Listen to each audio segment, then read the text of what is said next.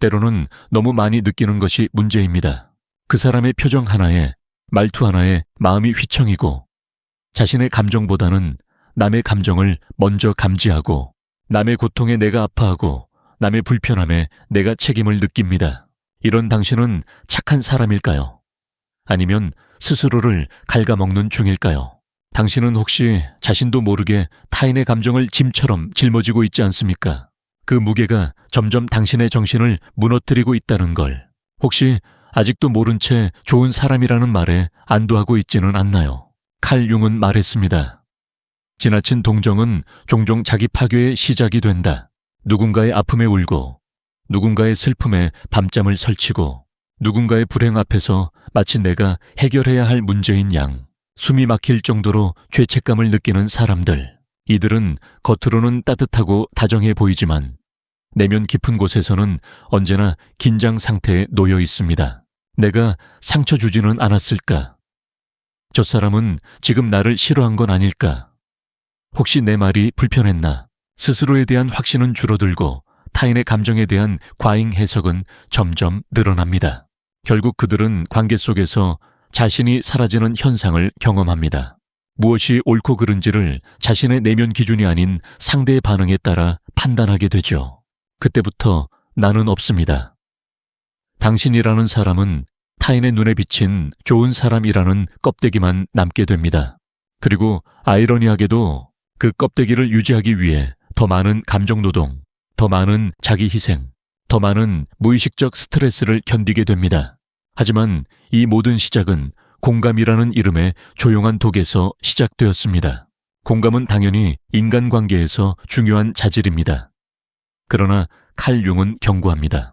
자기 자신과의 분리가 지속되면 공감은 타인과의 연결이 아닌 자신에 대한 폭력이 된다. 당신이 지금 느끼는 그 지침, 그 멍하고 무거운 머릿속 사람들과 있었던 대화 장면들이 자꾸 반복 재생되는 그 감정, 바로 과도한 공감의 전형적인 후유증입니다. 한 여성이 있었습니다. 그녀는 모든 사람에게 다정했고 누구보다 공감 능력이 뛰어났습니다. 동료가 우는 것을 보면 자신도 울었고 가족이 힘들어하면 자신의 잠을 줄이며 도왔습니다. 그런데 그녀는 점점 말이 없어졌고 식욕도 줄고 사소한 말에도 상처를 받기 시작했습니다. 그리고 어느 날 거울을 보며 중얼거렸습니다. 나는 도대체 누구야? 왜 이렇게 피곤하지? 그녀는 바로 감정의 스폰지였습니다. 주변의 감정을 다 흡수하느라 자신의 감정은 말라붙어 버린 것이죠. 이것은 단순한 착함의 문제가 아닙니다. 이것은 자기 존재감의 위기입니다.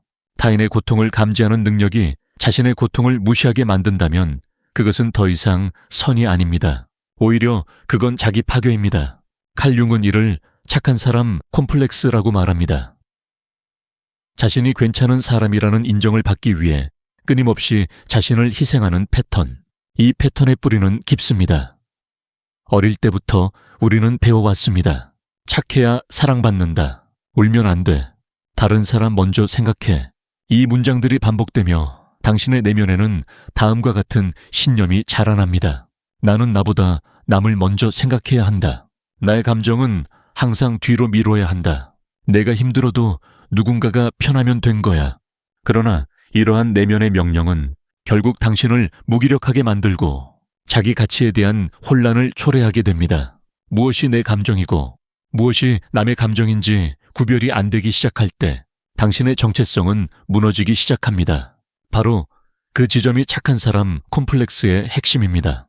당신은 진심으로 누군가를 위하려 했지만 그 과정에서 가장 소중한 존재인 자신을 잃고 있는 것입니다. 이제 질문해 봅시다. 지금 당신이 하고 있는 그 공감 정말 상대방을 위한 것입니까? 아니면 좋은 사람이라는 이름을 지키기 위한 당신만의 방어 기제입니까? 우리는 종종 타인의 감정을 너무 잘 알아채기 때문에 자신의 감정에 둔감해집니다. 그 둔감함이 쌓이면 당신은 어느새 자신을 지키지 못하는 사람이 됩니다. 이 영상이 끝날 무렵 당신은 정확히 알게 될 것입니다. 당신의 공감은 선물인가 아니면 폭력인가? 그날 밤 그녀는 홀로 앉아 조용히 울고 있었습니다. 아무 일도 없었는데 눈물이 났습니다. 누구에게 상처받은 것도 아니었고 특별히 나쁜 일이 있었던 것도 아니었습니다. 하지만 이상하게 아무 이유도 없이 슬펐습니다. 그녀는 왜 우는지 몰랐습니다. 그저 며칠 전 친구가 울며 털어놓았던 이야기가 떠올랐고, 직장에서 들었던 동료의 불안한 한숨이 떠올랐고, 가족의 말 한마디가 마음속에서 자꾸 반복되었을 뿐입니다. 그리고 깨달았습니다. 이건 자신의 감정이 아니라 다른 사람의 감정들이 마음속에 얽히고 섞여 쌓인 잔해들이라는 것을. 과도한 공감은 이렇듯 정체성을 흐립니다. 내가 진짜 느끼는 감정이 무엇인지, 지금 내 상태가 어떤지 판단하기가 어려워집니다. 칼 융은 인간의 심리를 설명할 때 의식과 무의식의 균형을 가장 중요한 요소로 봤습니다. 무의식이 너무 커지면 우리는 본래의 자아를 잃게 됩니다. 하지만 반대로 의식이 억지로 모든 걸 통제하려 하면 그 역시 병이 됩니다. 과도한 공감은 바로 이 균형을 무너뜨립니다. 왜냐하면 우리는 타인의 감정을 무의식적으로 받아들이는 동시에 그 감정을 내 것처럼 느끼게 되기 때문입니다. 문제는 이 감정이 나의 것이 아님에도 불구하고 그 무게를 진심으로 짊어진다는 데 있습니다. 이런 상태를 칼 융은 심리적 동일시라고 불렀습니다. 즉, 타인의 고통이나 정서를 경계 없이 흡수한 뒤 그것을 마치 자기 경험처럼 착각하는 것. 이 동일시가 반복되면 자기 안에는 타인의 고통만이 남습니다.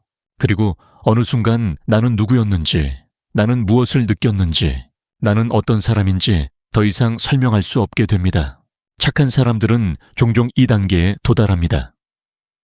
표면적으로는 늘 웃고 언제나 다정하고 누구에게나 친절합니다. 하지만 그 내면은 고요한 자의 시간 속에서 조용히 무너지고 있습니다.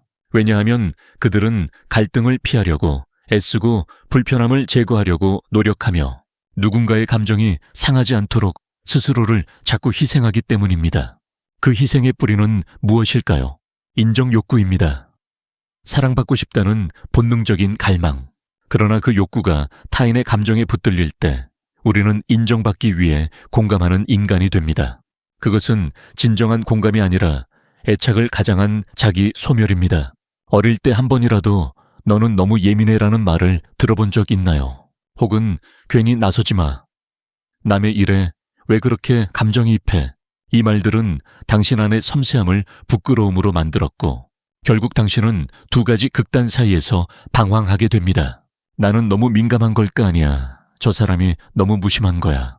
이 끊임없는 혼란 속에서 당신은 타인의 감정에 과하게 반응하며 자신의 존재를 확인하려 합니다. 그러나 공감은 감정의 연결이지 존재의 증명이 아닙니다. 칼 융은 말합니다. 자기 자신을 분리할 줄 모르는 사람은 타인을 이해할 수 없다. 자신과 타인의 경계를 분명히 할 때만이 진정한 공감이 가능해집니다. 그리고 그 경계는 절대로 죄책감으로 뭉개져선 안 됩니다. 어느 날 심리 상담을 받던 한 남성이 말했습니다. 전 누군가 아프다고 하면 저도 그 감정에 빠져서 아무것도 못하겠어요. 그 사람이 괜찮아질 때까지 저도 행복해질 수가 없어요. 그에게 묻습니다. 당신은 왜 그 고통을 함께 짊어지나요? 그는 잠시 침묵한 뒤 이렇게 말했습니다. 그래야 제가 괜찮은 사람 같아서요. 이것이 바로 착한 사람 콤플렉스의 슬픈 본질입니다. 착해야만 괜찮은 사람이라는 믿음, 도와야만 존재 가치가 있다는 오해, 공감해야만 사랑받는다는 조건.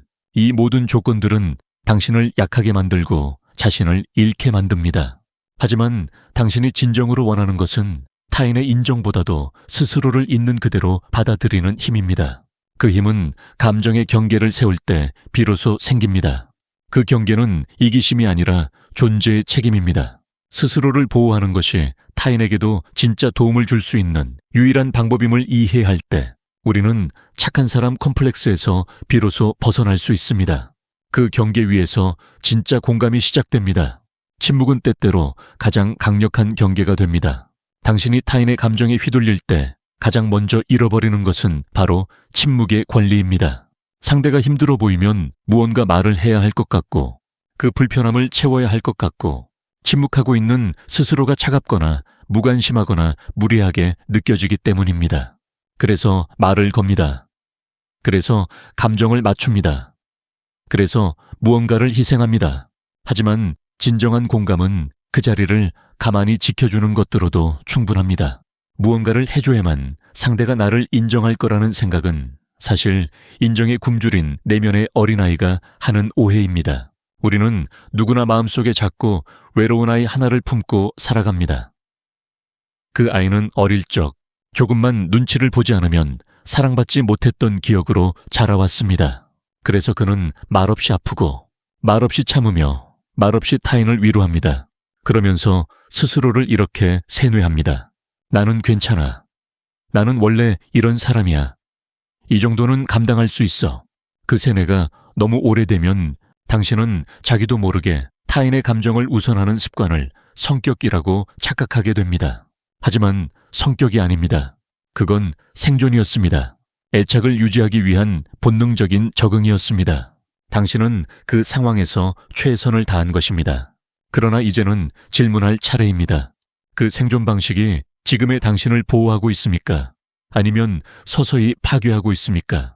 칼 융은 이야기합니다. 진정한 변화는 자기 그림자를 마주할 때 시작된다. 당신의 그림자는 타인의 감정에 무너지는 당신을 지켜보며 이렇게 속삭이고 있을지 모릅니다. 넌 너를 너무 쉽게 포기해. 사람들이 좋아할 것 같아서, 사람들이 떠날까 두려워서, 사람들이 오해할까 걱정돼서 당신은 오늘도 자신의 감정을 접고 입을 닫고 고개를 끄덕입니다. 하지만 그 끄덕임은 당신의 진심이 아니었습니다. 그건 단지 불편함을 피하려는 자동 반응이었을 뿐입니다. 그리고 그렇게 쌓인 불편함은 시간이 지나면 자기 혐오라는 이름으로 돌아옵니다. 왜 난 늘 참기만 하지? 왜 나는 아무 말도 못하지? 왜 나만 이렇게 불편해야 하지? 그 질문들이 쌓이면 자신에 대한 신뢰는 무너지고 결국 공감은 상대를 향한 이해가 아니라 스스로를 향한 실망이 됩니다. 공감은 아름다운 것이지만 그 시작은 나를 중심에 둘 때에만 건강하게 유지될 수 있습니다. 당신이 없는 공감은 공감이 아니라 흡수입니다. 흡수된 감정은 소화되지 못한 채 누적되고 언젠가 당신의 마음을 병들게 만듭니다. 그럼 어떻게 해야 할까요? 어떻게 공감하면서도 자신을 지킬 수 있을까요? 첫 번째는 당신이 감정을 느끼기만 했는지 아니면 책임지려 했는지를 구분하는 것입니다. 감정을 느끼는 것은 자연스럽습니다.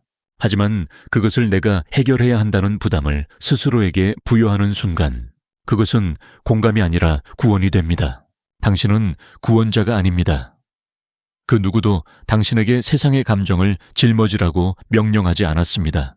그건 당신 스스로가 착한 사람이라는 가면을 쓰기 위해 자발적으로 떠안은 고통이었습니다. 이제 그 가면을 벗어도 됩니다. 두 번째는 자기 감정의 원본을 분별하는 훈련입니다. 하루가 끝나고 오늘 하루 느꼈던 감정 중 이건 내 것이 아니었다고 느껴지는 감정을 하나씩 구별해 보세요. 그 감정이 어떻게 시작되었고 누구와 함께 있을 때였는지, 그 순간 당신은 어떤 몸의 반응을 보였는지, 그 기록을 반복하다 보면 당신은 점점 감정의 출처를 파악할 수 있게 됩니다. 그 출처를 알게 될 때 당신은 그 감정에서 자유로워질 수 있습니다.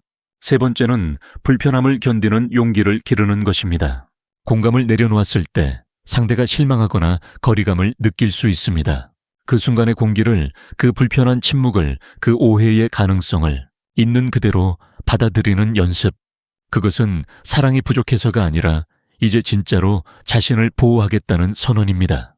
그 선언이 반복될수록 당신의 내면에는 침묵해도 괜찮다는 허락이 생깁니다. 침묵 속에서도 사랑은 존재하고 거절 속에서도 존중은 가능하며 경계 속에서도 연결은 이어진다는 것을 몸으로 배우게 됩니다. 그 배움은 책에서 얻는 지식이 아니라 매일의 선택 속에서 축적되는 지혜입니다. 칼 융은 말했습니다. 인간의 내면에서 일어나는 가장 위대한 일은 그가 더 이상 자신을 배신하지 않기로 결심했을 때 시작된다. 지금 당신은 그 결심의 문 앞에 서 있습니다. 그는 항상 모든 사람에게 친절했습니다.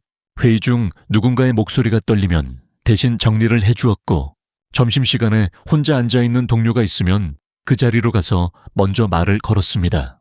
어떤 날은 퇴근 후에도 지친 친구의 이야기를 밤새도록 들어주었고, 다음 날 아침엔 그 누구보다 먼저 출근해서 다정한 인사와 함께 커피를 건넸습니다.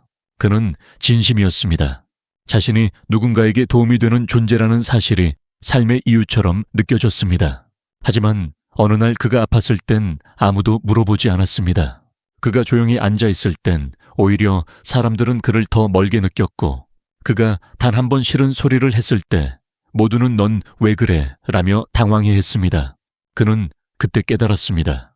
사람들이 좋아한 건 그 자신이 아니라 항상 괜찮은 사람이라는 그 이미지였다는 것을. 당신은 누군가에게 그런 사람은 아니었습니까? 항상 다정하고 항상 들어주고 항상 괜찮은 사람이었기에 정작 당신이 무너질 땐 아무도 곁에 없었던 그 외로움의 기억이 아직도 마음 어딘가에 남아있지는 않습니까? 과도한 공감은 결국 한쪽만 듣는 관계를 만듭니다. 당신은 계속해서 타인의 감정을 듣고 이해하고 품지만 그 누구도 당신의 내면을 묻지 않습니다. 왜냐하면 당신이 스스로 그렇게 만든 것이니까요. 나는 괜찮아.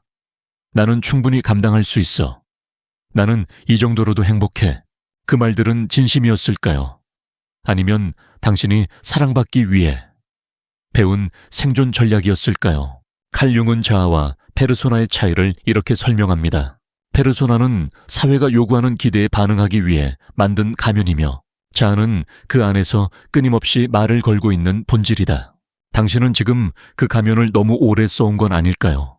그래서 이제는 그 안에 있는 진짜 나의 목소리를 잊어버린 건 아닐까요? 진짜 나는 때로는 싫은 소리를 하고 싶고, 누군가를 멀리하고 싶고, 혼자 있고 싶고, 도움받고 싶고, 말없이 쉬고 싶다고 외치고 있을지도 모릅니다. 하지만 우리는 그렇게 말하는 법을 익히지 못한 채 자라왔습니다. 그 대신 배운 건 공감이었습니다. 그것은 사랑받기 위한 가장 빠른 방법이었습니다. 남을 이해하면 사랑받을 수 있다. 남의 고통에 함께 아파하면 거절당하지 않는다. 남이 원하는 대로 맞춰주면 혼자 남겨지지 않는다. 이 신념들은 너무 오래, 너무 깊게 우리의 무의식 안에 뿌리 내렸습니다. 그래서 지금 당신은 어딘가 모르게 지쳐있고, 사람들과의 관계에서 이유 없는 피로감을 느끼고, 조용한 순간에 문득 나는 왜 이렇게 허전하지? 라는 물음이 떠오르기도 할 것입니다. 그 허전함의 정체는 채워지지 않은 당신 자신의 감정입니다.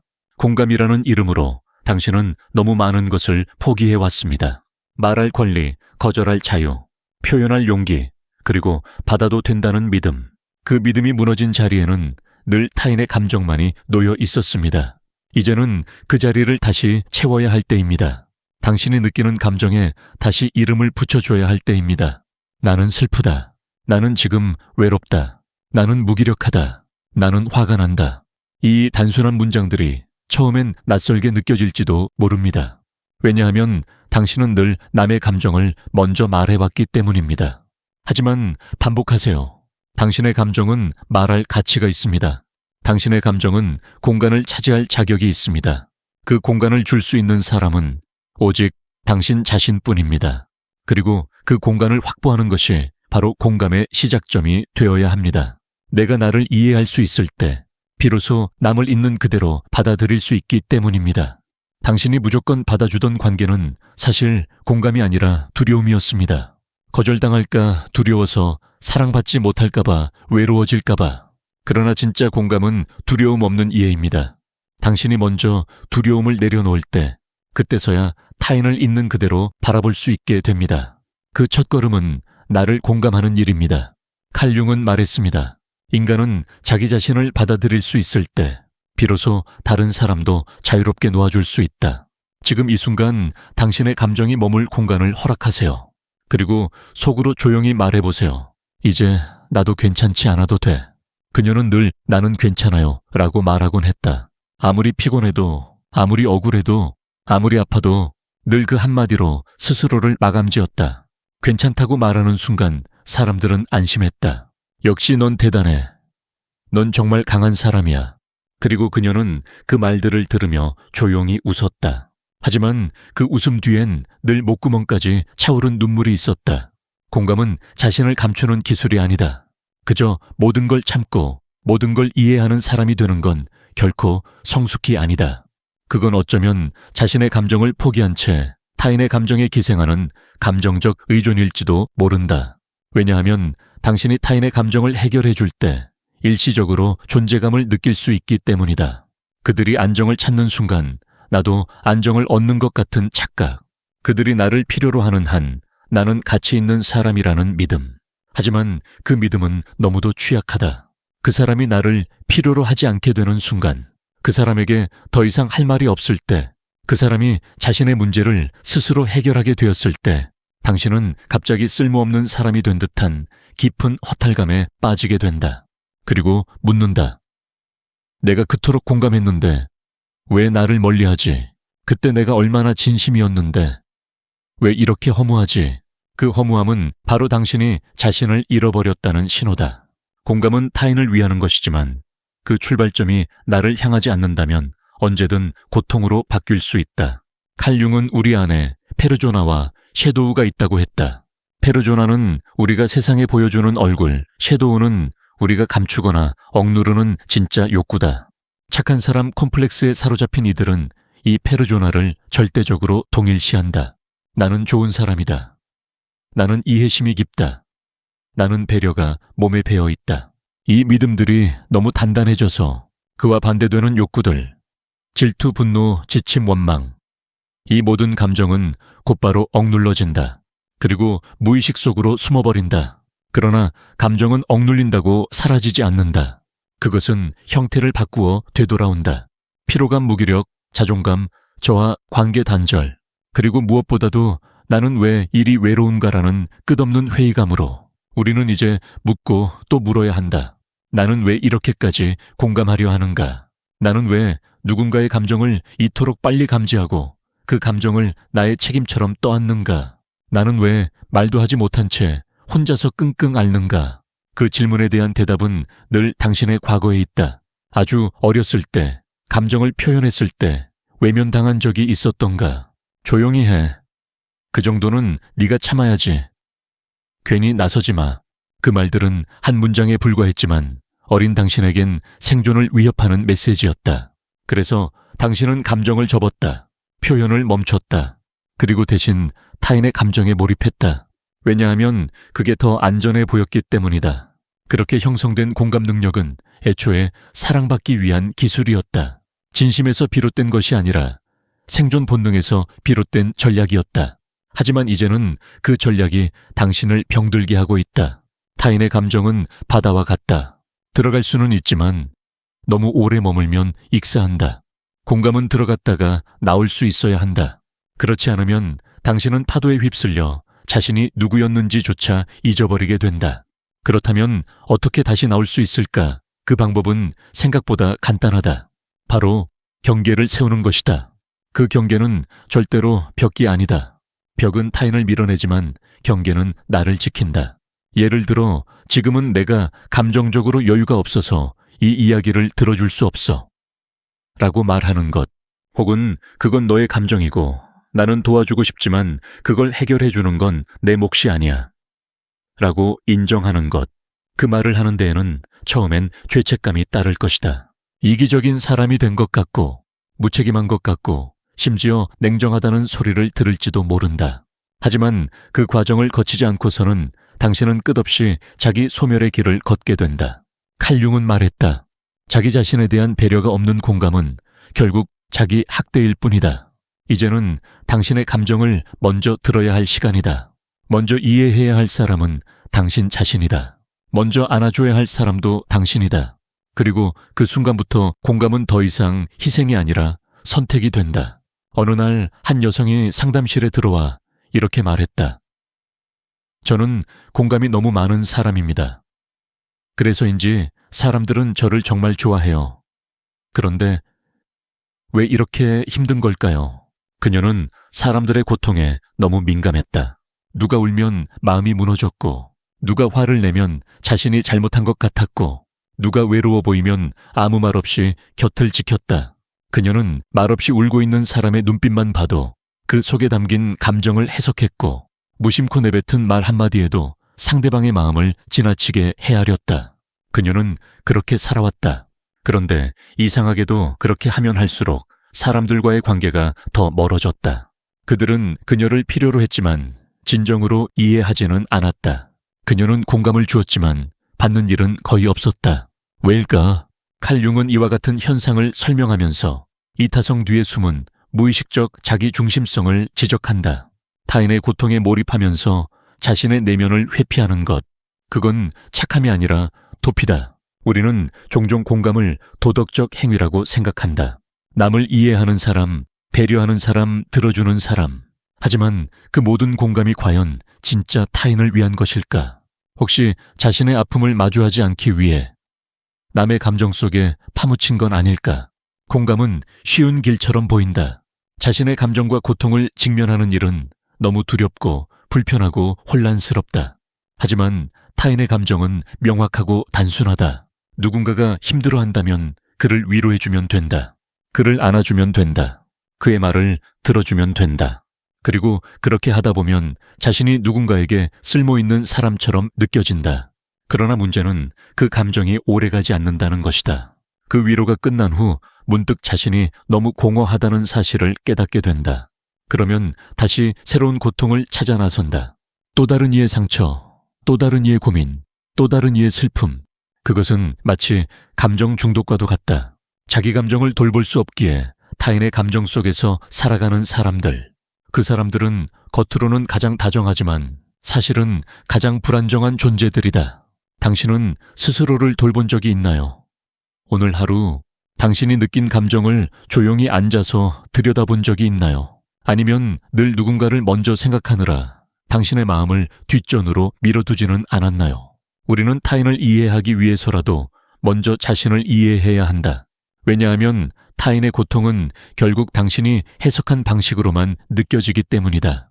그리고 그 해석에는 당신의 경험 상처 무의식이 모두 개입되어 있다. 예를 들어 누군가가 혼자 있고 싶다. 고 말할 때 당신은 어떻게 반응하는가? 그 말을 들었을 때 자신이 과거에 혼자 남겨줬던 기억이 떠오른다면 그 사람의 감정을 거절로 해석할 수도 있다. 그래서 괜히 서운해하고 혼자 상처받고 다시는 연락하지 않겠다고 결심하기도 한다. 그러나 실제로 그 사람은 단지 휴식이 필요했을 뿐일 수도 있다. 결국 공감은 타인의 감정으로 위장된 자기 감정의 반사인 경우가 많다. 그래서 우리는 자꾸 오해하고 혼자 상처받고 혼자 참으며 혼자 고립되어 간다. 이것이 바로 과도한 공감의 아이러니다. 칼 융은 이렇게 말했다. 당신이 이해한다고 믿는 것들의 대부분은 사실 당신 자신에 대한 이해다. 공감의 시작은 타인의 마음을 파악하는 능력이 아니라 자신의 감정을 분별하는 능력이다. 그리고 그 능력은 결코 하루아침에 생기지 않는다. 그건 오랜 시간 자기 자신과 정직하게 마주해야만 얻을 수 있는 것이다. 당신은 지금 어떤 감정을 가장 자주 느끼는가? 분노인가? 불안인가? 외로움인가? 혹은 무기력인가? 그 감정들을 타인의 탓으로 돌리고 있지는 않은가? 혹은 그 감정들을 타인의 고통에 투사하고 있지는 않은가? 당신이 지금 모든 사람의 고통을 짊어지고 있다면 그건 당신의 마음이 자신의 고통을 인정하지 못하고 있기 때문일 수 있다. 이제는 타인을 위로하는 목소리를 자신에게도 들려주어야 할 때다. 괜찮아, 지금 이 감정이 있어도 돼. 누군가를 돕지 않아도 너는 이미 괜찮은 사람이야. 감정을 느끼는 것과 책임지는 것은 다르단다. 이 짧은 문장들이 처음에는 익숙하지 않을 것이다. 하지만 그것이 당신을 구할 유일한 언어가 된다. 왜냐하면 그 언어는 이제껏 당신이 타인에게만 써왔던 언어이기 때문이다. 이제 그 다정한 공감의 언어를 당신에게 돌려줄 차례다. 밤이 깊어지면 가장 먼저 떠오르는 얼굴이 있다. 오늘 하루 내가 공감했던 사람, 그의 고통, 그의 말투, 그의 표정. 그리고 이상하게도 그의 기분이 아직도 내 안에 남아있다. 나는 내 하루보다 그의 하루를 더 오래 떠올린다. 그가 아팠던 이야기, 그가 했던 말, 그가 하지 못했던 말까지. 이게 정말 공감일까? 아니면 일종의 정서적 침투일까? 공감은 경청과 이해로 완성된다. 하지만 그 경계가 무너지면 공감은 곧 감정의 침해가 된다. 누군가의 감정을 느끼되 그 감정에 빠지지 않는 것, 그 고통을 인정하되 그 고통에 나를 대입하지 않는 것. 이게 바로 성숙한 공감의 기술이다. 그렇다면 당신은 지금 어떤 방식으로 공감하고 있는가? 혹시 상대가 울기 전에 이미 눈물이 고이고 있지는 않은가? 상대가 말하지 않아도 그 사람의 아픔을 먼저 짊어지고 있지는 않은가? 그 모든 감정의 파편들이 당신의 정신을 갉아먹고 있지는 않은가? 칼 융은 투사라는 개념을 강조한다. 그는 말했다. 우리가 타인에게서 보는 감정은 종종 우리 안에서 해결되지 못한 감정이다. 타인의 고통이 유독 크게 느껴질 때 그건 어쩌면 내가 외면한 내 고통이기 때문일지도 모른다. 그러니 이제는 그 감정의 방향을 바꾸어야 한다. 타인에게 향하던 그 예민한 촉수를 자신에게로 돌려야 한다. 당신은 오늘 무엇을 느꼈는가? 어떤 감정에 흔들렸고 어떤 순간에 말하지 못했으며 어떤 장면에서 눈을 피하고 싶었는가? 그 모든 감정은 당신이 살아있다는 증거다. 그러니 더는 그 감정들을 숨기지 말자. 누군가가 힘들어하면 당연히 안쓰러운 마음이 생긴다. 누군가가 외로워하면 당연히 손을 잡아주고 싶어진다. 하지만 그 이전에 당신은 당신 자신의 손을 잡아주었는가? 당신 자신의 외로움을 들여다보았는가? 그 시작이 없다면 당신이 주는 공감은 언젠가는 고갈된다. 왜냐하면 당신의 내면에는 아직 위로받지 못한 당신이 남아있기 때문이다. 그는 늘 어딘가에 앉아있다. 다정한 말을 기다리며 누군가 자신의 이야기를 들어주기를 바라며. 그게 바로 당신 안의 아이다. 칼 융은 내면 아이의 존재를 강조했다. 그 아이는 어릴 적 상처받았던 기억, 외면당했던 순간 말하지 못했던 감정으로 가득 차 있다. 그 아이가 외롭고 불안할수록 당신은 더욱 타인에게 매달린다. 왜냐하면 타인의 감정을 돌보는 행위가 내면의 공허함을 잠시나마 잊게 해주기 때문이다. 하지만 그것은 잠깐의 진통제일 뿐 치유가 아니다. 진짜 치유는 그 아이의 이야기를 당신이 직접 들어주는 데서 시작된다. 조용한 공간에 앉아 이렇게 물어보자. 오늘 너는 뭐가 힘들었니? 언제 가장 외로웠니? 왜 그렇게 조용히 있었니? 처음엔 답이 없을 것이다. 하지만 반복하면 그 아이는 말하기 시작할 것이다. 속삭이듯 주저하며 조금씩. 그리고 그때 당신은 알게 된다. 그토록 공감했던 대상이 바로 자기 자신이었다는 것을. 그동안 당신이 타인을 위로하며 흘렸던 눈물. 그 눈물은 사실 스스로에게 흘려주고 싶었던 것이었다. 그동안 당신이 타인을 끌어안으며 지켜준 침묵. 그건 사실 당신 스스로를 감싸 안고 싶었던 마음이었다. 이 깨달음이 온전히 자리 잡는 순간 공감은 완전히 다른 방식으로 변한다. 더 이상 감정에 휘둘리지 않고, 더 이상 상대의 고통을 내 것으로 착각하지 않고, 더 이상 도와야만 사랑받는다는 믿음에 사로잡히지 않는다. 그 대신 당신은 조용히 존재하며 말없이 곁에 머물 수 있게 된다. 그것이야말로 진정한 의미의 공감이다. 어떤 말보다 깊은 어떤 행동보다 단단한 존재의 공감. 칼 융은 이렇게 말했다. 치유는 감정에 휘둘리지 않고 그 감정을 있는 그대로 바라볼 수 있는 능력에서 시작된다. 당신은 이제 그 능력을 갖추기 시작했다. 왜냐하면 당신이 드디어 자신의 감정에 말을 걸기 시작했기 때문이다. 그리고 그 감정은 당신에게 이렇게 속삭일 것이다. 오래 기다렸어. 이제야 내 목소리를 들으러 와줘서 고마워. 그녀는 그렇게 울고 있었다. 한밤중 거실불도 켜지 않은 채 무릎을 끌어안고 조용히 울고 있었다. 감정이 폭발한 것도 아니고 누가 상처를 줬던 것도 아니었다. 그저 아무도 자기를 이해하지 못한다는 그 막연한 감각. 평생을 남을 이해하며 살아왔는데 정작 자기 마음을 이해해주는 사람은 한 명도 없다는 자각. 그건 분노가 아니라 지독한 고독이었다. 그리고 그녀는 스스로에게 작게, 아주 작게 중얼거렸다.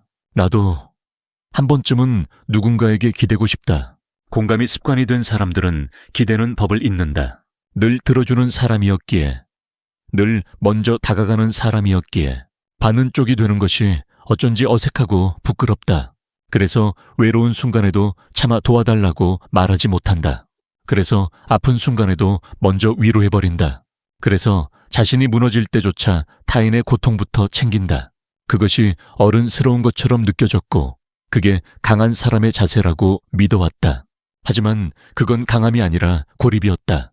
감정을 공유하지 못하는 공감은 자신을 갉아먹는 칼이 된다. 우리는 생각보다 더 자주 괜찮은 척하며 살아간다. 그리고 그 척이 너무 오래되면 자신조차 그 감정이 진짜인 줄 착각한다. 그 착각은 다음과 같은 문장을 만들어낸다. 나는 혼자서도 잘 버틸 수 있어. 이 정도로 힘들어하는 건 나약한 거야. 내가 도와주는 사람이 되어야지. 하지만 그 모든 말들 속에 진짜 마음은 이렇게 말하고 있다. 나도 힘들다. 나도 안아줬으면 좋겠다. 나도 혼자이고 싶지 않다. 이 감정들을 마주하는 것이 어쩌면 가장 용기 있는 일이다. 칼 융은 내면 치유를 이렇게 정의한다. 치유는 자신이 외면했던 감정들을 다시 초대하는 데서 시작된다. 그 감정들엔 이름이 없다. 그저 한숨처럼 가라앉은 기운, 무표정한 얼굴 뒤에 숨어버린 감정들, 불쑥 떠오르는 기억 하나에 묵직하게 가라앉는 마음. 그것들은 오래된 채무처럼 당신의 내면 어딘가에서 끊임없이 당신을 부르고 있다. 공감이라는 이름으로 그 모든 감정에서 도망치지 않았는가? 누군가가 슬프다고 말할 때 당신은 그 감정에 몰입함으로써 자신의 슬픔을 피하려 하지 않았는가? 누군가가 외롭다고 말할 때 그 외로움을 위로하면서 스스로의 고독은 침묵으로 덮은 건 아니었는가? 공감은 때때로 자기 감정 회피의 가장 정교한 방식이 된다. 왜냐하면 타인을 돌보는 나는 겉으로 볼 때 너무도 건강해 보이기 때문이다. 하지만 진짜 건강한 사람은 자신의 고통을 타인에게 투사하지 않는다. 자신의 감정을 직면하고 필요할 땐 도움을 요청하며 받을 줄 아는 사람이다. 당신은 마지막으로 도움을 청한 게 언제였는가? 나 지금 너무 힘들어. 조금만 안아줘. 오늘은 혼자 있기 싫어. 이 단순한 말들이 당신에겐 왜 이렇게 어려운가? 그건 당신이 너무 오랫동안 주는 쪽에만 서 있었기 때문이다. 공감의 불균형은 관계를 왜곡시킨다. 언제나 한쪽만 주고 한쪽만 받는 관계는 결국 두 사람 모두를 병들게 한다. 받는 사람은 죄책감을 느끼거나 의존하게 되고 주는 사람은 지쳐서 관계 자체를 회피하게 된다. 그래서 진짜 공감은 흐름이다. 서로 주고받는 순환, 들어주는 만큼 들어줄 수 있는 공간을 마련하는 것, 그리고 그 공간을 가장 먼저 당신 자신에게 허락해야 한다. 누구보다 따뜻했던 당신, 누구보다 섬세했던 당신, 누구보다 듣는데 익숙했던 당신. 이제는 말할 차례다. 지금 이 감정이 내 안에 있어도 괜찮아. 나는 도움을 요청해도 부끄럽지 않아. 나는 누군가의 어깨에 기대도 충분히 가치 있는 사람이야. 그 말을 반복하는 동안 당신은 알게 될 것이다. 공감은 내가 누구인가를 잇는 게 아니라 내가 누구인지 더 또렷이 알아가는 길이라는 것을 칼 융은 말했다. 그 어떤 공감도 자신의 그림자를 통합하지 못한 자에겐 결국 피로가 된다. 그림자를 껴안을 때 비로소 빛도 품을 수 있다. 당신이 감추었던 그 많은 감정들 이제 꺼내어 햇빛 아래 두어라. 공감은 타인을 위한 것이기도 하지만 무엇보다도 자신을 위한 길이어야 한다. 당신이 무너졌던 그 밤, 침묵 속에서 조용히 흘러내린 눈물은 당신이 살아있다는 가장 선명한 증거였다. 그 눈물을 이제는 부끄러워하지 말고 안아주자. 그리고 그 말 없는 고백 앞에 이 한마디를 덧붙이자. 괜찮아. 지금의 너로도 충분해. 우리는 모두 좋은 사람이 되기를 원한다. 누구에게도 상처 주지 않고 누구에게도 미움받지 않으며 항상 이해하고 배려하는 사람. 그리고 그 이미지에 도달하기 위해 우리는 감정을 억제하고 욕구를 숨기고 말하고 싶은 것을 삼키며 자신을 타인의 기대에 맞춰 조정한다. 이 조정이 하루 이틀로 끝나면 큰 문제가 아닐 수도 있다. 하지만 그 조정이 몇 년, 몇십 년에 걸쳐 반복되면 그 사람의 내면은 점점 진짜 자기 자신을 잃게 된다. 자신의 분노를 감지하지 못하고 자신의 슬픔을 느끼지 못하고 심지어 자신이 원하는 것이 무엇인지조차 설명하지 못하게 된다. 그때부터 사람은 공허함 속에서 살아간다. 그 공허함은 어떤 말로도 채워지지 않는다. 타인의 인정도 좋은 평가도 감사 인사도 소셜미디어에서의 좋아요도 결국 지속되지 않는다. 왜냐하면 그 모든 칭찬과 인정은 진짜 나를 향한 것이 아니라 타인의 기대에 부합한 나에 대한 보상이기 때문이다.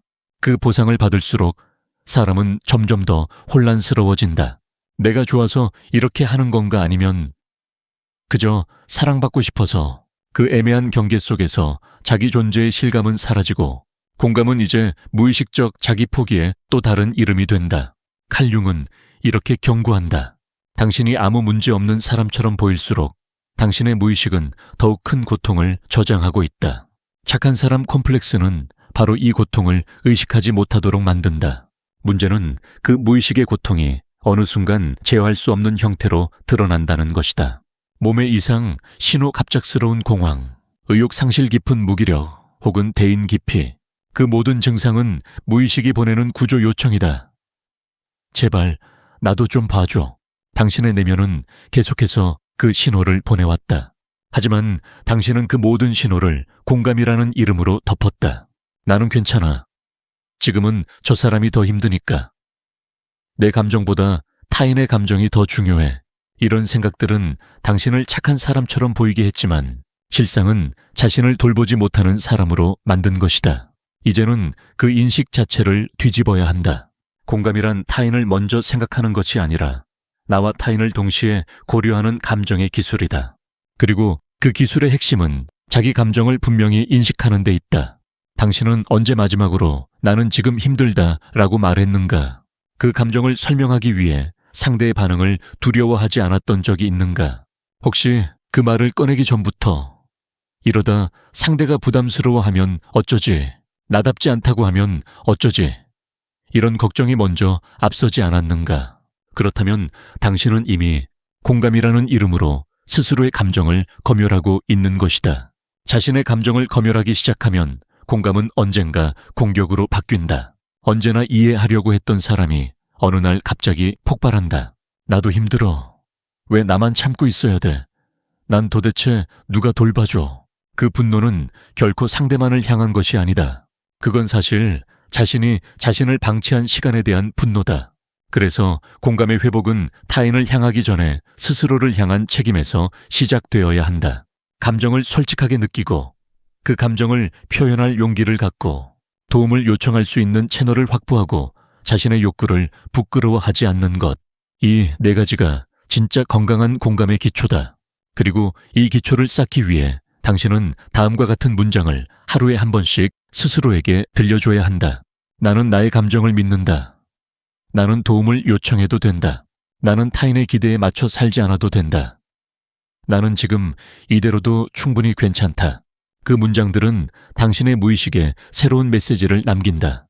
이제는 착한 사람이 아니라 진짜 나로 살아도 괜찮다는 허락. 그 허락이 누적될수록 공감은 더 이상 자기 소모가 아니라 내면 확장의 통로가 된다. 칼 융은 말했다. 당신이 진정한 공감을 배우는 순간은 자신을 더 이상 부끄러워하지 않게 될 때다. 이제는 당신의 부끄러움조차 껴앉아. 지나치게 민감했던 순간, 지나치게 참았던 순간 말하지 못한 수많은 감정들. 그 모든 조각들을 하나하나 모아서 다시 당신의 이야기로 만들어보자. 이제부터의 공감은 타인을 구하기 위한 것이 아니라 자신을 잃지 않기 위한 것이어야 한다. 그는 어릴 때부터 늘 착하다는 말을 들으며 자랐다. 어른들이 무언가를 시키면 고개를 끄덕였고 친구들이 힘들다고 하면 먼저 양보했으며 누군가 눈치를 주면 바로 사과했다. 그는 늘 조용히 주변을 배려했다. 누군가 말하지 않아도 먼저 눈치를 채고 상대가 불편할까봐 자신의 말을 줄였고 갈등이 생기면 자신이 한 발 물러났다. 그런데 이상했다. 사람들은 그를 편한 사람이라 말했지만 그는 점점 관계가 힘들어졌다. 모든 대화가 조심스러워지고 모든 감정이 지뢰밭처럼 느껴졌다. 결국 그는 사람들과 거리를 두기 시작했다. 그렇게 배려했던 관계들로부터, 그렇게 맞춰줬던 사람들로부터, 그렇게 공감했던 감정들로부터. 왜냐하면 그는 어느 순간 이렇게 생각하기 시작했기 때문이다. 나는 언제쯤 누군가로부터 이해받을 수 있을까? 착한 사람들은 종종 이해받는 법을 배우지 못한다. 늘 먼저 이해했기 때문에 자신도 당연히 이해받을 것이라 믿는다. 하지만 세상은 그렇게 돌아가지 않는다. 공감이 일방적일 때 그건 관계가 아니라 감정 노동이 된다. 감정 노동은 마음을 주는 것처럼 보이지만 사실은 그 어떤 깊은 연결도 만들지 못한다. 왜냐하면 진짜 연결은 주고받는 감정의 순환으로 이루어지기 때문이다.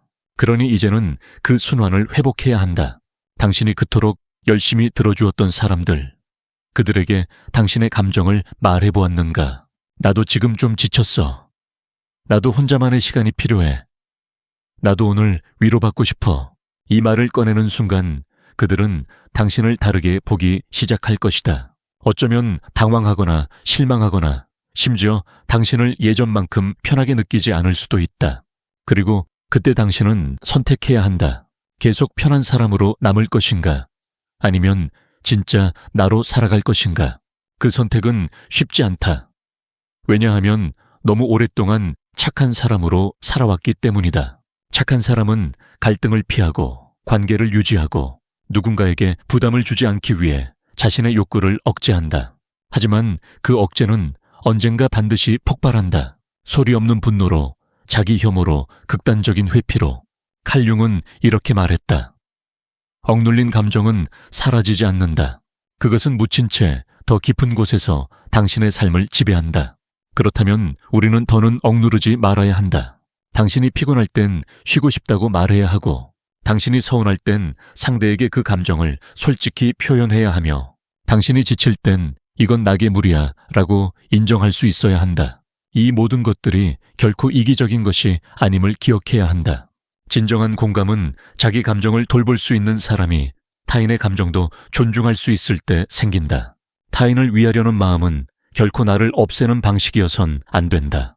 나를 지우면서 하는 공감은 결국 누구도 행복하게 만들지 못한다. 그러니 지금부터는 새로운 공감의 언어를 만들어가자. 상대가 슬플 때 그 감정을 함께 느끼되 당신의 감정도 같이 들여다보자. 그 사람이 아프다니 안타까워. 그런데 나도 이 소식을 듣고 나서 마음이 너무 무거워졌다. 상대가 화났을 때 그 분노를 이해하려 애쓰되 당신이 느낀 두려움도 인정하자. 그 사람이 그런 반응을 보이니까 무섭다. 나도 지금 많이 불안해. 공감은 양방향이다. 그리고 감정은 언제나 둘의 교차점에서 진짜 대화가 시작된다. 당신이 너무 오랫동안 상대의 감정만 바라보며 살아왔다면 이제는 그 감정을 받아들이는 나의 마음도 같이 들여다볼 시간이다. 그렇게 자기 감정을 존중하는 방식으로 공감을 다시 시작하면 관계는 이전과는 전혀 다른 차원으로 깊어진다. 당신은 더 이상 편한 사람이 아니라 진짜로 연결된 사람이 된다. 그리고 그 순간 당신은 깨닫게 될 것이다. 진짜 사랑은 무조건 이해해 주는 데서 오는 것이 아니라 서로의 다름을 존중하며 같이 성장해 나가는 과정 속에서 생긴다는 것을. 칼 융은 말한다. 건강한 관계는 두 개의 전체가 서로의 경계를 지키며 만나고 그 안에서 자유롭게 머무는 것이다. 당신은 이제 그 전체로 살아야 한다. 당신은 결핍된 존재가 아니다.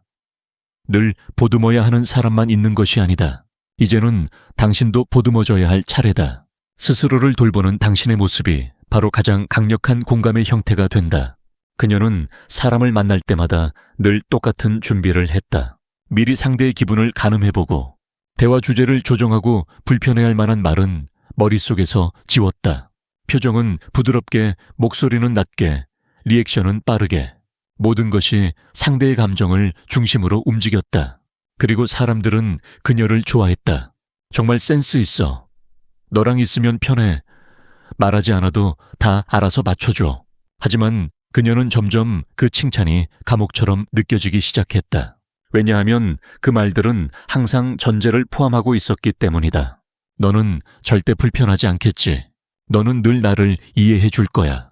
너는 변하지 않을 거야. 그녀는 어느 순간 자신이 누구인지 헷갈렸다. 정말 내가 이렇게까지 다정한 사람인가? 정말 나는 이렇게까지 이해심이 넓은가? 정말 나는 항상 괜찮은가? 아니었다. 그녀는 너무 자주, 너무 깊이 상처받았고 너무 쉽게, 너무 조용히 무너졌지만 그 감정들은 늘 공감이라는 이름으로 덮여버렸다. 그녀는 늘 남을 배려했지만 정작 한 번도 스스로를 배려해 본 적이 없었다. 이것이 바로 과도한 공감의 위험성이다. 공감은 선한 의도에서 출발하지만 한계를 모르면 자신을 파괴하는 칼이 된다. 칼 융은 이렇게 경고했다. 자기 본질을 무시한 친절은 결국 자신에게 돌아오는 고통이 된다.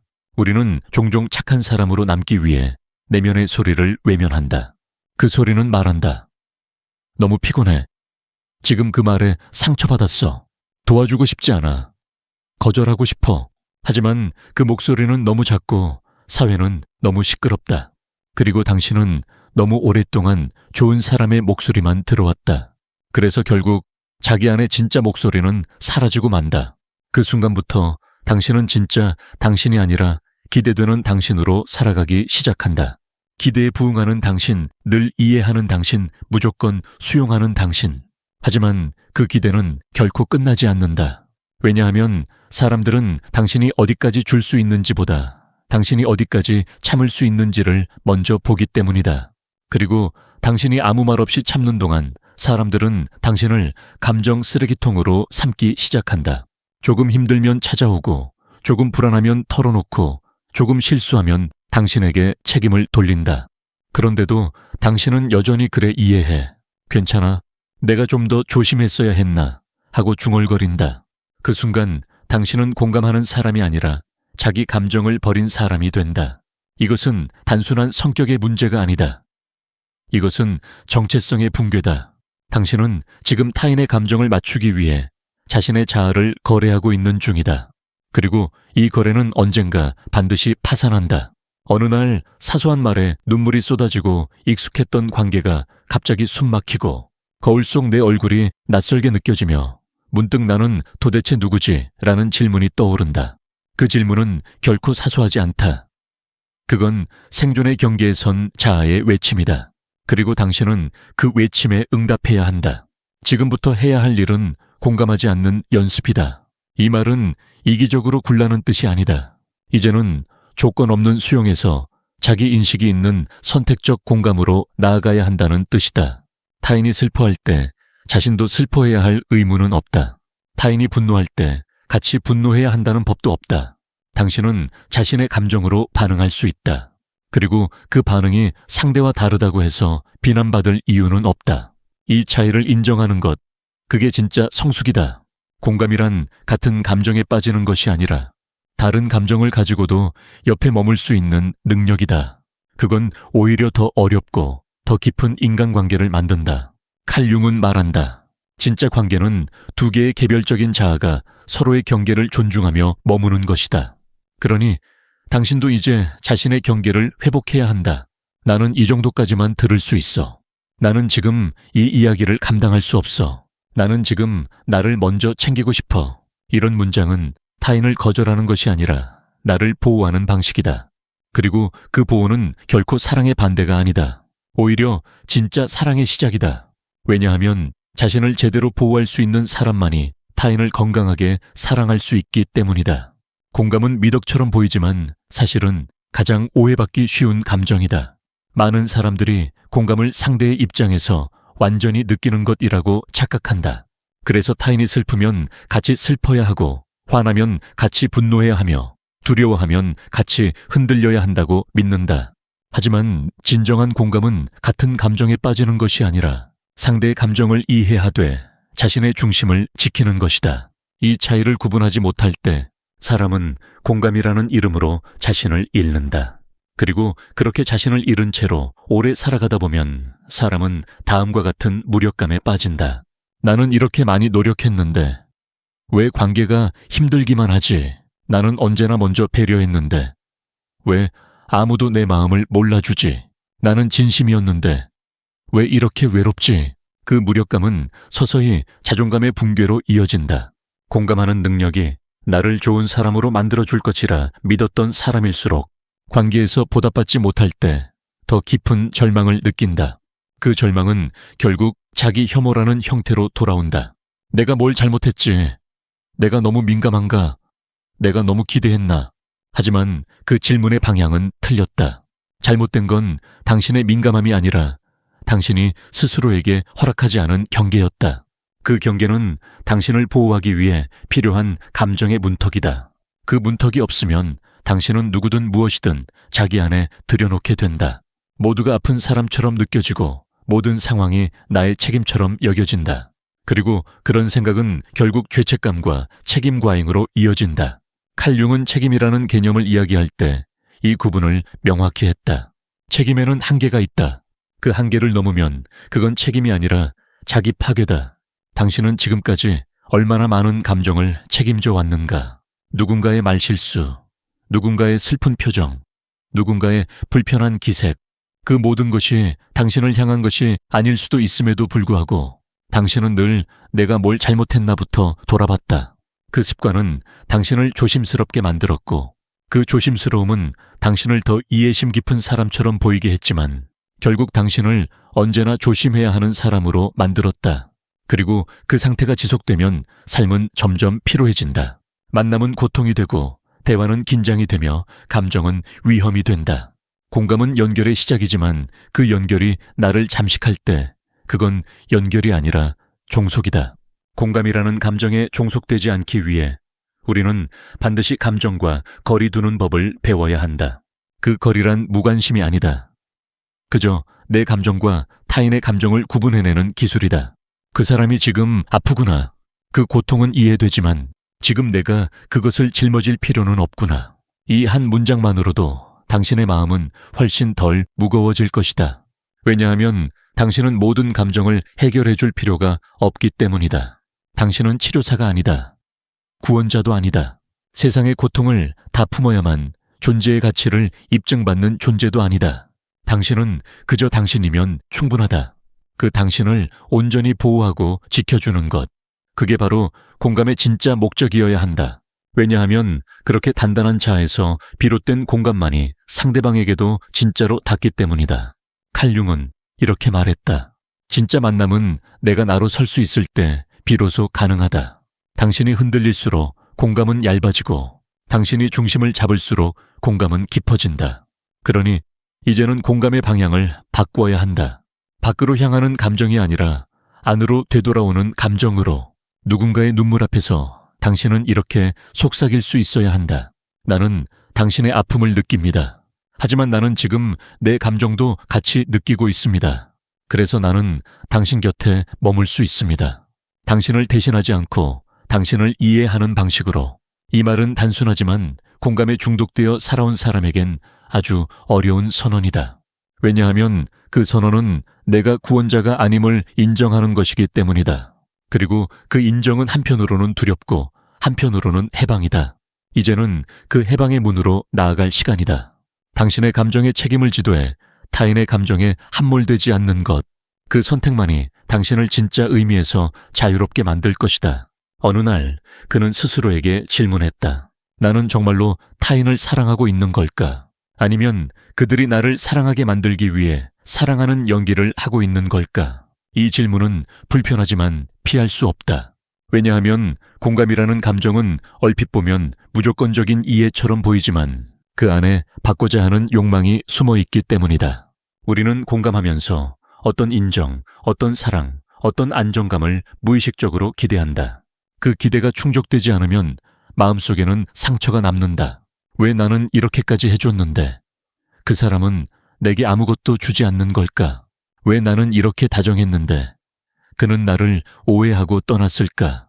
그리고 그 상처는 점점 신뢰 결핍이라는 그림자로 변한다. 사람을 깊이 믿지 못하고 누군가에게 솔직해지는 것이 불안해지고 가까운 관계에서조차 늘 긴장을 유지하게 된다. 공감을 통해 연결되고 싶었지만 결국 더 외로워지는 이유는 바로 이 보이지 않는 거래 때문이다. 공감은 거래가 아니다. 조건도 없고 대가도 없어야 한다. 그러나 그것이 가능하려면 먼저 자기 자신에게 정직해야 한다. 나는 지금 이 사람을 위로하고 싶은가? 아니면 이 사람에게서 나의 공허함을 채우고 싶은가? 그 정직한 물음에 답하지 못하면 공감은 언젠가 의존이 되고 의존은 곧 무너짐이 된다. 칼 융은 말한다. 사랑과 공감은 자기 충족이 바탕이 될 때만 타인에게 온전하게 전달된다. 당신이 자신을 돌보지 않으면 타인을 돌보는 행위는 오히려 무거운 기대가 된다. 그리고 그 기대는 언제나 실망으로 돌아온다. 기대 없는 공감은 어떻게 가능할까? 그 출발점은 감정의 소유권을 분명히 하는 것이다. 저 사람이 지금 슬프다. 그건 그의 감정이다. 나는 그 감정을 느끼고 있다. 하지만 그것을 해결할 책임은 없다.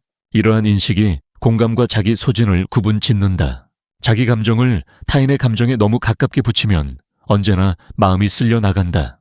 그 쓸림은 반복될수록 내면에 자기 상실이라는 균열을 만든다. 당신은 아직도 누군가를 도울 때 그 사람 없이는 내가 무가치해질까봐 두려워하고 있지는 않은가? 그렇다면 당신은 지금 공감이라는 가면 뒤에서 자신의 존재를 구걸하고 있는 중일지도 모른다. 우리는 자주 이렇게 자신을 속인다. 나는 그냥 도와주고 싶을 뿐이야. 하지만 그 말 뒤에는 나를 필요로 해줘. 나를 받아들여줘. 라는 목소리가 숨겨져 있다. 이건 결코 비난할 일이 아니다. 그건 인간의 본능이다. 존재의 의미는 연결 속에서 태어나기 때문이다. 하지만 문제는 그 연결이 일방적일 때이다. 나는 너를 도왔고 너는 나를 버렸다. 이 고통스러운 결말은 너무 익숙하게 반복되고 있다. 그 이유는 하나다. 우리는 공감이라는 이름으로 자기 감정을 다루지 않고 오직 타인의 감정에만 몰입했기 때문이다. 공감의 균형을 되찾기 위해선 스스로에게 끊임없이 물어야 한다. 이 감정은 누구의 것인가? 나는 왜 지금 이렇게 반응하는가? 이 감정이 내 감정이 아니라면 나는 어디까지 개입할 수 있을까? 이 질문들이 습관이 될 때 당신은 더 이상 감정에 흔들리지 않는다. 그리고 그 중심 위에서 비로소 진짜 공감이 시작된다. 한 여성이 말한 적이 있다. 저는 사람들과 있을 때마다 그들의 얼굴을 계속 관찰해요. 눈동자의 움직임, 말투의 변화 표정에 미세한 떨림까지. 그리고 그들이 불편해하는 기색이 보이면 자동으로 제가 불편해져요. 그녀는 타인의 감정에 너무나 빠르게 반응했다. 그 민감함은 그녀를 좋은 친구로 만들었지만 그녀 자신은 늘 지쳐 있었다. 그녀는 이렇게 말했다. 이젠 사람을 만나는 게 두려워요. 그들이 뭘 느끼는지 너무 빨리 알아버리니까. 그녀는 감정을 느끼는 것이 아니라 감정에 흡수되고 있었던 것이다. 공감이 흡수로 바뀌는 순간 자신의 감정은 사라지고 타인의 감정이 그 자리를 차지한다. 그때 사람은 자기 인생의 주인이 되지 못하고 늘 다른 사람의 기분에 휘둘리는 정서적 종속자가 된다. 이 종속에서 벗어나기 위해 가장 먼저 필요한 것은 감정적 분리다.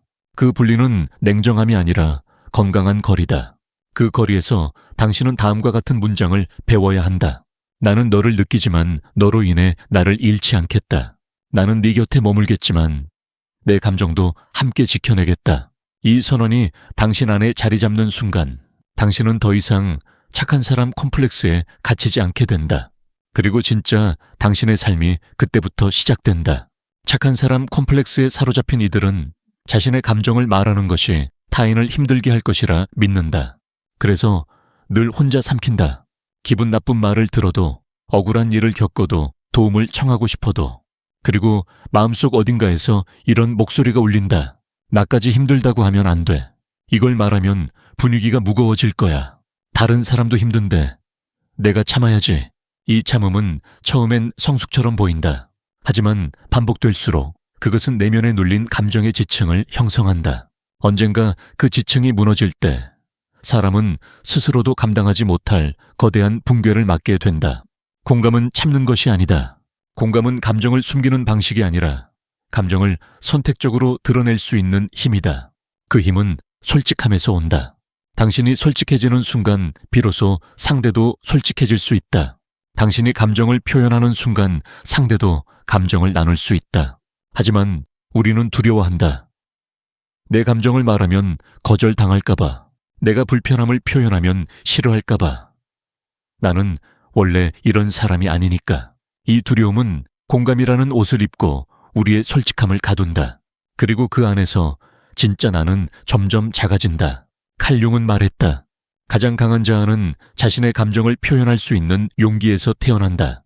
그렇다면 당신은 지금 얼마나 자주 감정을 표현하고 있는가?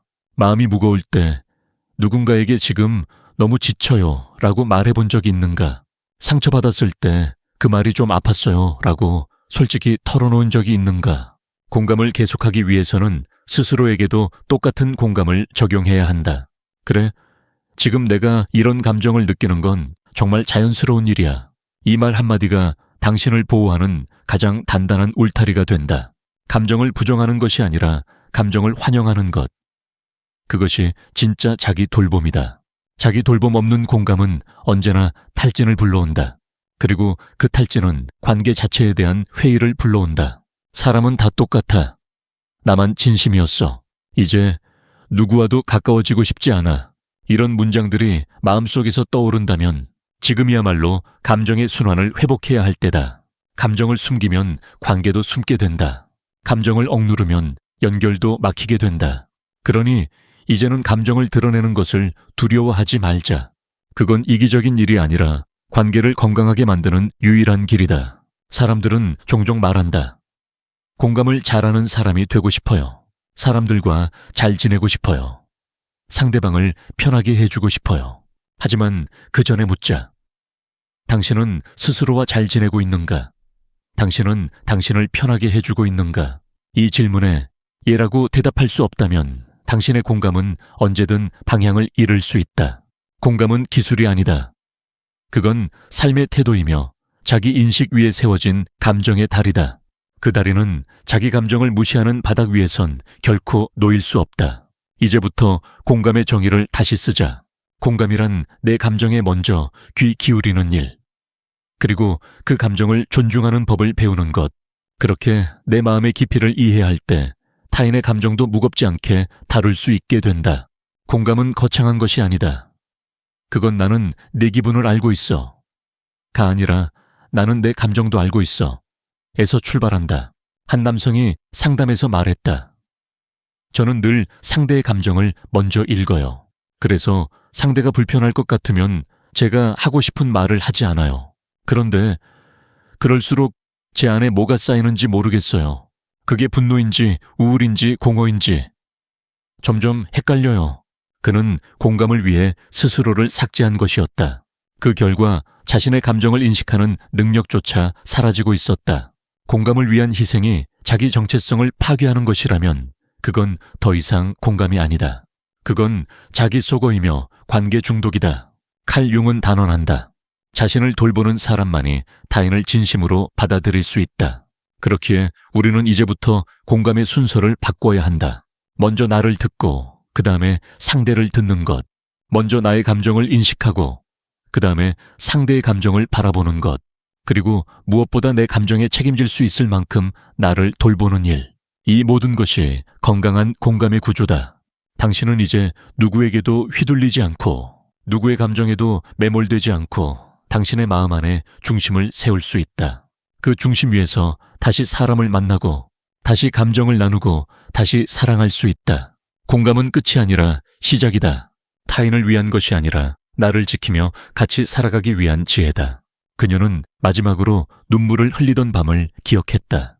모든 일이 끝난 후 아무도 남지 않은 방 안에서 기댈 어깨 하나 없이 혼자 남겨졌다는 사실을 실감하던 순간, 그날 그녀는 처음으로 이런 생각을 했다. 나는 왜 늘 이런 결말을 맞이할까? 내가 뭘 더 해줬어야 했을까? 나는 정말 아무것도 아닌 사람일까? 그 질문은 너무 오래 마음속에 맴돌았다. 공감은 그녀의 언어였고 생존 방식이었으며 존재 가치를 증명하는 수단이었다. 하지만 이제는 그 언어가, 그 방식이, 그 수단이 자신을 무너뜨리고 있다는 것을 외면할 수 없었다. 칼 융은 이렇게 말한다. 가장 어두운 감정 안에는 가장 중요한 진실이 숨어 있다. 그녀는 자신의 어두운 감정을 공감이라는 이름으로 숨기고 있었던 것이다. 늘 괜찮다고 말했던 그 순간들, 늘 이해한다고 고개를 끄덕였던 그 표정들, 늘 먼저 다가가는 사람이 되려고 했던 노력들 속에 진짜 자신은 없었다. 진짜 그녀는 누군가에게 기대고 싶었고, 누군가가 먼저 와주길 바랐고, 자신을 이해해주는 사람이 한 명쯤은 있었으면 했다. 그 소망을 말하는 대신 그녀는 언제나 먼저 이해하는 사람이 되었다. 왜냐하면 그게 사랑받는 길이라고 믿었기 때문이다. 하지만 그 길은 결국 자신을 잃는 길이었다. 그리고 그 상실은 점점 외로움으로, 무기력으로, 깊은 자기불신으로 이어졌다. 당신은 얼마나 많은 순간 그녀처럼 살아왔는가? 지금 이 순간 당신 안에도 똑같은 질문이 울리고 있지 않은가? 나는 왜 늘 이해하는 쪽일까? 왜 아무도 내 감정은 묻지 않을까? 나는 지금 진짜로 괜찮은 걸까? 공감은 대가를 바라지 않는 연결이어야 한다. 하지만 스스로를 잃으면서까지 타인을 받아들이는 공감은 결코 건강하지 않다.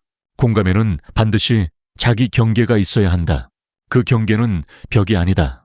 사랑과 존중을 지키기 위한 투명한 울타리다. 그 울타리 안에는 다음과 같은 문장이 써 있어야 한다. 나는 내 감정을 먼저 책임진다. 나는 타인의 감정에 함몰되지 않는다. 나는 내 목소리를 들을 자격이 있다. 나는 나 자신을 공감할 줄 아는 사람이다. 이 문장들을 마음속에 쓰면 공감은 더 이상 두려운 것이 아니다. 누군가가 아파할 때 나는 함께 아파할 수도 있고 그저 옆에 머물 수도 있고 그 아픔을 인정하되 내가 해결할 필요는 없다는 것도 알게 된다. 그건 무정함이 아니라 성숙이다. 타인을 도우려는 마음에서 자신을 놓지 않는 것. 그게 진짜 공감이다. 칼 융은 말한다. 가장 깊은 관계는 자신을 잃지 않는 사랑에서 시작된다. 이제 우리는 그런 관계를 시작해야 한다. 자신을 돌보는 사랑, 자신에게 충실한 이해, 자신을 수용하는 연결. 그 시작은 감정의 주도권을 되찾는 일이다. 지금 내가 느끼는 이 감정이 내 것인지 아니면 타인에게서 흡수된 것인지 하나하나 구분해보자.